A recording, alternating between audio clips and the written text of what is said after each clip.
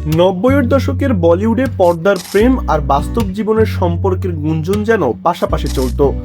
কোনো তারকা জুটির রসায়ন দর্শকের নজর কাড়লেই শুরু হতো নানা জল্পনা।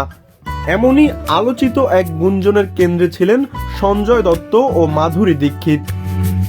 1991 সালে মুক্তি পাওয়া সাজন ছবিতে সঞ্জয় ও মাধুরীর রসায়ন দর্শকদের বেশ পছন্দ হয়। এরপরই তাদের সম্পর্ক নিয়ে বলিউডে নানা আলোচনা শুরু হয়, যদিও দুজনের কেউই কখনো প্রকাশ্যে প্রেমের সম্পর্কের কথা স্বীকার করেননি। 3 দশকের বেশি সময় পর সেই সময়ের কিছু স্মৃতি সামনে এনেছেন সাজনের পরিচালক লরেন্স ডিসুজা।